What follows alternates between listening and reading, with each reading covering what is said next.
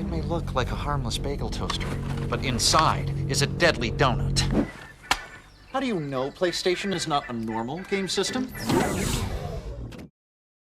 Hey everybody, welcome back to Game Esoterica and our continuing series, PlayStation 1 Paradise, where I take a look at some of my favorite PlayStation 1 games, both in 3D and in 2D, and if you can't tell already, we're playing the original Jumping Flash.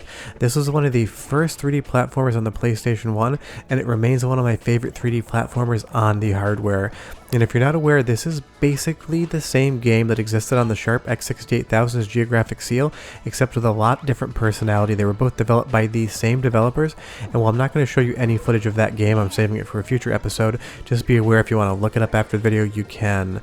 But this is just what I remember PlayStation 1 being, because I remember when I first got my console, this game was on sale and the box art just 100% sold me on what this game was offering. I had no idea what it was. I went home, I popped it in my PlayStation 1, and I absolutely fell in love. And to this day, I still absolutely love what it does. Now, it is a 3D platform, but it's also a 3D first-person action game, because if you can't tell, we are in the first-person view, basically like the cockpit of this giant robotic rabbit, and we need to collect these carrots within the area before we can leave. They're technically called jet pods, but trust me, they're carrots. There's so many things in the environment that can hurt you, but that you can also use to your advantage. Jumping in that frying pan right there gives us a massive boost so we can then double jump off of, giving us all this verticality. And you'll see here, I stop time and we get this sepia tone, old western style movie look. There's so many different visual effects in this game, and because it doesn't use an absolute ton of textures, it still holds up visually incredibly well, especially if you put it through Duckstation like I did here. All of the flat shaded polygons just upscale and none of the textures start to look too pixelated, for lack of a better term. But honestly, I just remember playing this game and realizing that 3D at home could 100% work.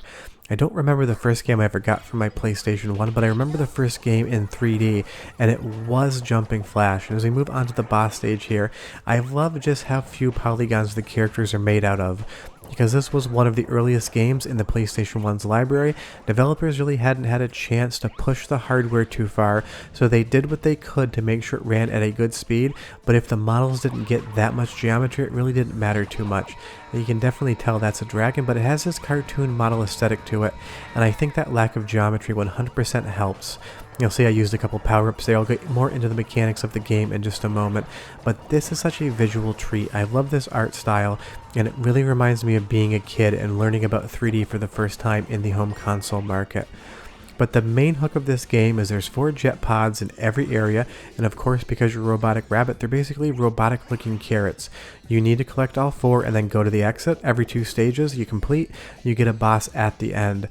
But it's the open world nature of all of these levels that I just can't get enough of. So many things to look at and see. You have a map that you can use to navigate, but you're constantly wondering where that next jet pod's going to be, and you need to move around and find it. Honestly, all of these enemies are so creative. They basically look like strawberries shooting out sunflower seeds at you. Don't know what they're supposed to be, but they have that vibe to me. And there's so many different characters, you basically can't figure out what's going on whatsoever. I don't know what that was I just shot. I just know I had a fun time doing it. But you do need to always be on the lookout in the distance to see where the next thing is going to be. When you're down to 1 jet pod left and you think you've researched all of the area you're in, you really start to need to get creative and look around so that you can find that last wooden escape. But just when you've had a couple too many open world levels, the game's going to throw an actual first-person shooter in the mix as well.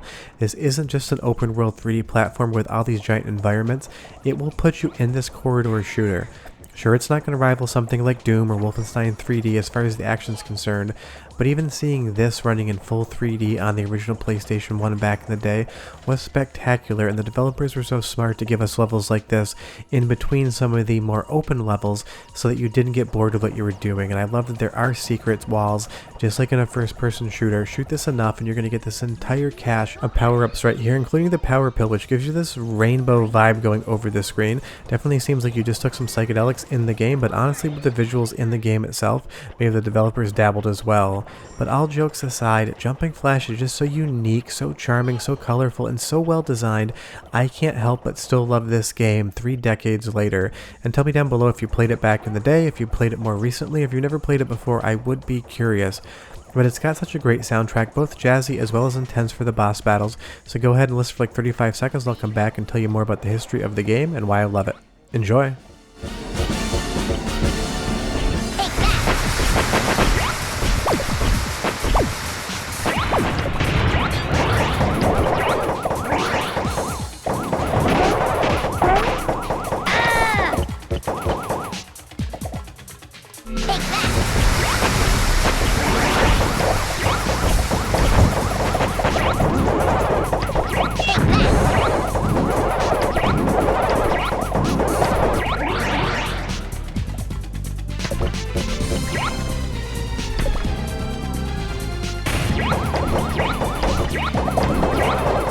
I love the intensity of the soundtrack there, but it's going to get a lot more lighthearted, and I'll let you listen in like 4 minutes or so.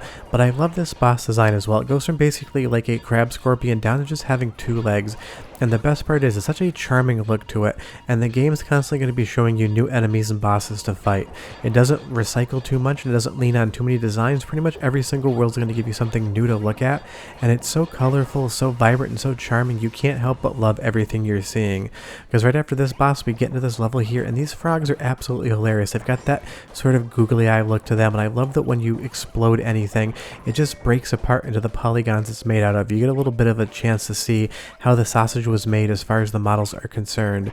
And you can see in some areas we can shoot the enemies, but we can also jump on them to do damage. But some enemies will have spikes on top of them, meaning that you can't do that. So you really need to think about the approach you want to take. And we are in a giant chessboard here with chess pieces and a castle in the background. Feels a little bit Alice in Wonderland theme, and that's going to be a little bit of a consistent across the game. It kind of has that storybook aesthetic. But in later levels, finding the jet pods becomes much more difficult. There's a lot more looking around and a lot more navigation you have to deal with, but that's the fun of it. It's kind of like a puzzle hunt in a 3D platformer inside of a first-person shooter game, all combined into one. And when you jump down, just make sure you don't fall in the pit. If you lose a life, you have to collect all those jet pods over again, and I'm going to show you that in just a little bit.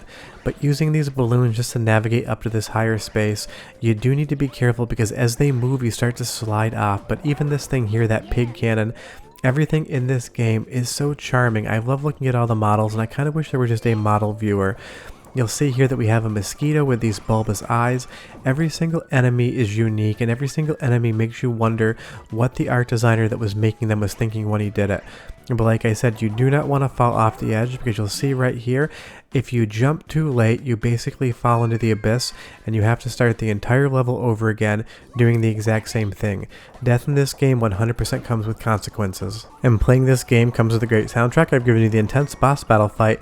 Now we get to go through some more Alice in Wonderland theming with some great music. Go ahead and listen, and I'll be right back.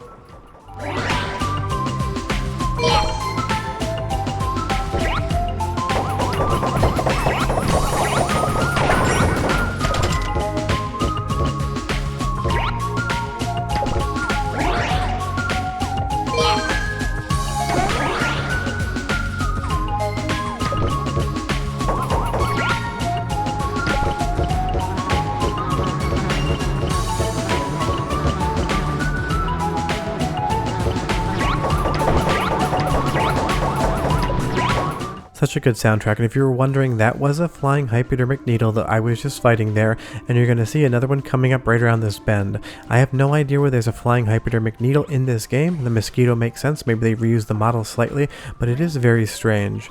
But this game just makes me have a smile on my face every time I play it. It's so colorful and unique, but it does have a risk versus reward mechanism. I hit the platform there and I fell all the way back down to the bottom of the world. It doesn't hurt me whatsoever, but it does cause me to have to come and work my way all the way back up. And some of the carrots require some exact timing to get, which is actually fun in its own right. This seems like the type of game that was made for children, because it's cute, it's colorful, it's kitschy, it's all of those childlike things. But the reality is, once you actually get into the gameplay, it does have a difficulty to it. It's certainly not the hardest game on the PlayStation 1 or anywhere near it, but it isn't a free win. And it does have some of the strangest boss battles of all time. You have this genie that keeps popping out of these teacups, and his arms are going to shoot out as well as his legs, and needles are going to come out of his legs. Not sure if that was supposed to be hair. I really don't know what's going on there. It makes no sense, but that's really what Jumping Flash does. It entertains you while showing you weird visuals, trippy things, and it never explains itself, because why do you really need to know what's going on? Yes, there's a story in the game, but I kind of kept that away from the capture. Just wanted to show you the overall vibes going on here. But tell me again if you played this game or not, and trust me, if you haven't, take my word for it. After this video, figure out a way to play it and enjoy it. This was the early days of PlayStation 1, and it showed us how much promise 3D had in the home market, and I still think this game is one of the best games on the original PlayStation. But short of that, the genie's about dead here. We'll be back next week with more PlayStation 1. I'll have videos throughout the week, but definitely play this. Trust me, it is one of my favorite PlayStation games of all time. Hopefully this genie here doesn't give you nightmares later tonight. Bye-bye.